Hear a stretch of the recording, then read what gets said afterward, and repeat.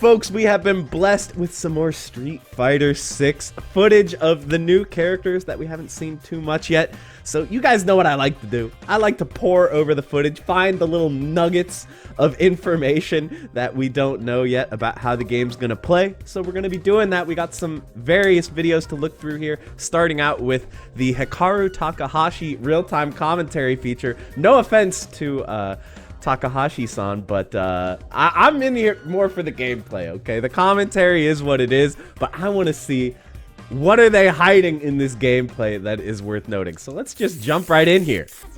All right, check it out. Takahashi-san. But here we got Cammy versus Lily. Let's go. Cammy with the drive rush combo. Ooh, Lily breaking through drive impact with the multi-hit. Cammy in burnout. Ooh, that's a cool throw animation, though. That trade was so beefy. But the down fierce? I think that was down fierce. It was like T-Hawk down fierce. But here comes the boy. Here comes Geef. Gotta watch out. Yo, Geef versus Marisa. This is a beefy match. Ooh. So, yeah, the first hit of EX Lariat does not knock down, which might have some impact here. But look at this combo, bro. Marisa's combos. Okay. And the super. Bro, what did she do to him? Did she poke him in the eyes? This is too brutal. And also, look at how effortlessly she can pick up Zangief. My dude has to weigh like 400 pounds. And she just picks him up no problem. Oh my god. All right, June 2nd. So that's the first video here. So in addition to that video, they also released some videos on Twitter where they're highlighting the 3 most recently revealed characters and showing us a little bit something about how they play. So apparently Zangief wants to keep opponents close, so close they can smell his muscles. They did not have to. Why did you have to write this? I don't want to think about this. He can utilize his level 2 super art Cyclone Lariat to suck opponents in and follow up with a variety of bone-crunching attacks. All right, show me it then. Okay, so that's the level 2 super. Very, very similar to his V-Trigger 1. And then he goes into level 1 super anti-air. So this is our first time seeing his level 1 super. So now we've seen all 3. So his level 3 is a grab, level 2 is a hit, and level 1 is an anti-air grab, which is pretty sweet. So that's pretty cool. Here's the Lily one. Lily is one with the wind, hence her ability to store multiple wind-clad stocks with Condor Wind, which powers up her other Condor special moves. So I think it was leaked via voice files that Lily has like a unique meter that fills as she fights. But now we're getting a little more insight into what it actually does. So apparently all her Condor special moves. So presumably that's Condor Dive, also her DP, and then that we've seen that she has a special move where she does like a Condor Spire, like horizontal dive. So I'm guessing that's what gets powered up, but let's take a look. So it looks like it's actually like a move that she activates to gain a stock. And then she has like wind floating around her. And she's gaining multiple here. So they might be trying to show that it powers up her normals as well. I'm not sure. And then she goes right into super. So I don't know. Is it going to power up her super as well? Who's to say? But that also is the super that we haven't seen yet. So presumably that's her level 1. And then the one where she spins around the opponent is her level 2. And then her level 3 is a grab, it seems like, or, you know, it's the one with the big cinematic where she falls on you. We saw that already, so that's the Lily highlight. And then lastly, we got Cammy. Cammy's hooligan combination can now be held down before being unleashed to alter the properties of her follow-up moves. So we saw in the first trailer that had Cammy, that hooligan combination is returning, where she basically jumps into the air, and depending on what button you press, you can get like a throw, you can get a dive kick, or you can get like a new move where she does like an overhead spin kick on you. But let's see what this looks like. Okay, so that's the throw follow-up. So I guess that's what it's like if you hold it. She actually launches the opponent. I'm not sure what the downside is of holding it. I mean, I guess there's like an Okizeme trade-off. Like you can go for the combo, or you can go for the knockdown and pressure them afterwards. But okay, we've taken a look at all of the new gameplay here. There was one other thing that they showed, So they had this whole little trailer. There wasn't really anything in here that we hadn't seen before, just some clips of the characters' supers that we already saw in the last trailer. I think this is our first look at this stage, I believe. I'm not sure. Maybe that's been in another trailer, but yeah, we can see some of the World Tour footage we've already seen, the Battle Hub, the crazy random modes with items and stuff. So this is our first time seeing the full stage select. I don't think that there's too many surprises here. I'm not sure which ones we haven't seen yet. Like, I don't think we've seen this one with the banners, but maybe we have. Like, that might be Marisa's stage, because I think I see a shield there. Anyway, some of these stages I don't think we've seen yet, but most of them we have. And then here's the character select. So this is the other thing that I believe this is our first time ever seeing the full character select. So something that's been pointed out is that the bottom 8 here are actually all in the same position that they were in Street Fighter 2. So I really like the way that they're kind of dividing up this character select. So the bottom 8 are the Street Fighter 2 World Warriors. And then we have 2 clumped together here that were new challengers from Super Street Fighter 2. And then we have Jury, obviously from Street Fighter 4. And then everyone above that are newcomers. So JP, Manon, Lily, Marisa, or I'm sorry, Kimberly, Marisa, Lily. And then at the top, these are kind of like the new protagonists in a way. Like, I believe Capcom stated they kind of want Luke and Jamie to be the Ryu and Ken of the game.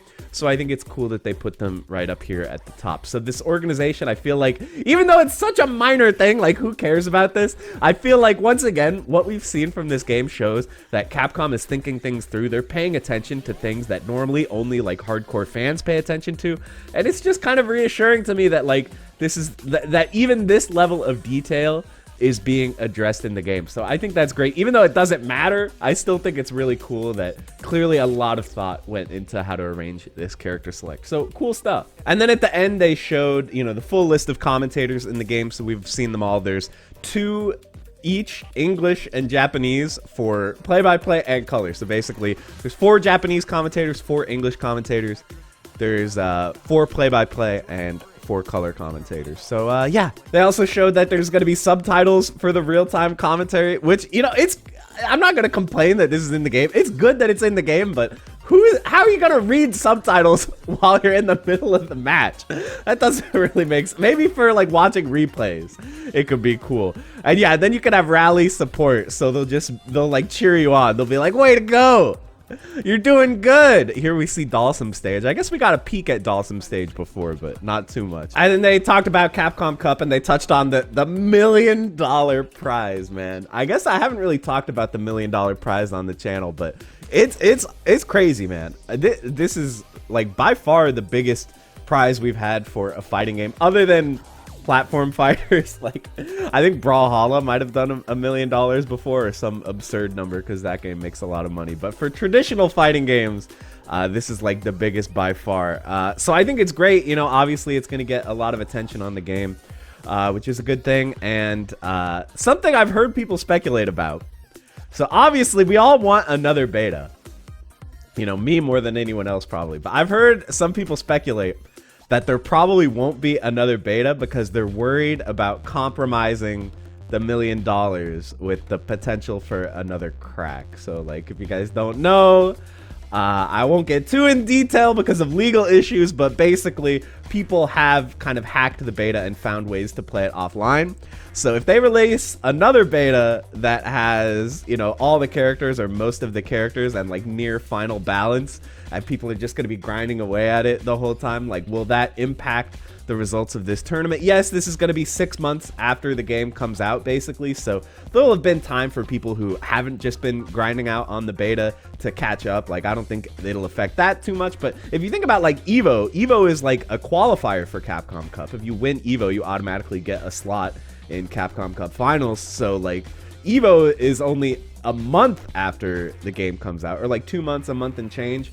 So the beta could really impact the results of Evo. I don't think the initial beta, like the one that has been cracked before, will affect it that much because it has a small roster and I'm sure a ton of balance stuff has changed. But if they do another beta that has, like, most of the characters and the balance changes, like, I could understand the decision making there. Obviously, I think that they should do a beta anyway, just because I really want one, and I think, you know, keep the hype for the game going. There's still 3 months to release, and we've seen all the characters, so I feel like they should do something to keep people engaged and excited in the meantime. But I understand the thought process if they decide not to do another beta. But again, this is all just speculation. We don't know for sure, but that's just what people are saying. Okay, so that's pretty much everything that has been shown, and I'm just gonna go back through a couple things here to point out some minor notes that you might have not noticed in these gameplay trailers. So a couple things here. This is a mad beefy Cammy combo. Did you guys notice? Drive rush heavy punch, drive rush crouching heavy punch into standing heavy punch link. I don't know, could a lot of characters do that in the last beta? I know like drive rush normal linked into another normal is a really common combo starter, but I'm surprised that she can do heavy punch into heavy punch like that. So that might be a good way to get a ridiculous amount of damage with the hit confirm. And so yeah, there we can see, does she have wind during this is my question. I don't even see wind. So like, maybe she does. Like frame by framing it, I do not see. Oh no, she does. I guess you can see a little bit of like green around her. I guess she does have a wind stocked here, and so that's probably what they're trying to show here, is that this move is powered up due to her having wind. That's my assumption. So she breaks through the armor there. So this move here, I don't know if this is down light kick, down medium kick. This is very similar to T-Hawk's down light kick. Very, very similar sprite. We'll see that a lot. Like a lot of her moves are very similar to T-Hawk moves. And there we can see the uppercut, similar to T-Hawk's uppercut, of course. That throw animation is so cool. Lots of trades happening here. Okay, so that, her two hit down fierce, very similar to T-Hawk down fierce as well. So we're like really seeing a lot of her normals are inspired by T-Hawk. So really cool. And yeah, there's Cammy confirm into level 1 super. And then we switch to Zangief versus Marisa, man. So yeah, EX, SPD. Let's pay attention to the spacing. So again, this move, it leaves him decently far away. It's kind of been a thing before that Zangief tends to be left close after EX SPD, so he can pressure. So he's kind of spending meter to get better positioning on the opponent's wake up after the SPD. But there is drive rush in this game, so potentially he could drive rush here and get a mix up that way. We'll have to see exactly how far his drive rush goes. I don't think they show that in here at all. But there, neutral jump fierce, it looks like there from Zangief. Into towards plus heavy punch, headbutt. We've seen that move already. And then EX lariat. So we still don't know how you actually do EX lariat. My guess is it's 3 kicks to do EX lariat, but remains to be seen. And then 3 punches to do non-EX. And they're, because he didn't even have kick lariat in SF5, if I remember correctly. So I'm guessing that he still doesn't have kick lariat, and now it just does EX. But anyway, first hit of EX lariat does not knock down, which we saw on his Twitter feature there. Second hit does knock down, so then he can go for some mix. He goes for, so running bear grab. It seems like running bear grab, not as much range as before, but we did see before that he does have like his suplex type move from SF4 and some other games. So presumably running bear grab and suplex are the same input. It just is determined by whether you do it close or far. And then this badass Marisa combo, dude. So she has a non-EX move. See, this is a non-EX special that juggles the enemy. So that seems really strong to me, like meterless juggle. But I assume that you need a heavy normal to cancel off of.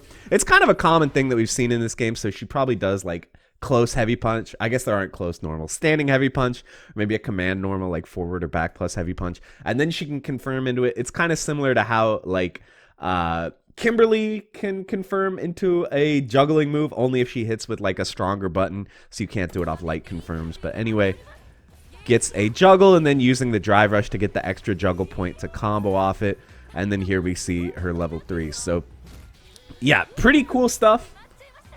Very, very excited. Obviously, I want to play this game, man. Everything they show just makes me hungrier to play the game again. After the beta ended, I've been thirsting. I especially want to try these new characters. I think for me, if you guys follow me on Twitter, you might have seen I posted a tier list of characters I'm most excited to play when the game comes out. It's a little bit biased, obviously. Like characters who were in the beta tend to be lower because I've already had the chance to play them. But for me, like Lily, Blanca, Zangief, Manon, those are the characters that I'm like most hyped to try probably. Especially Lily and Blanca for sure. Like I really want to try these guys. And then these guys, and then down at the bottom, I was never a Cammy fan. I'm sorry to the Cammy fans. I've just never really played her in any game, and she looks pretty similar to her 5 version, so I don't think I'm gonna play her in this. And then everyone else down here is basically like from the beta. Dalsim and Honda as well. Like I never played these guys in 5. It's not really my thing, but I'll try everyone at some point, I'm sure, once the game comes out. But until then, I'm going to be with you guys, just waiting to get my hands on the game again. So I hope you guys enjoyed the video. Let me know who you're most excited to play, and I will see you in the next one. Bye, everybody.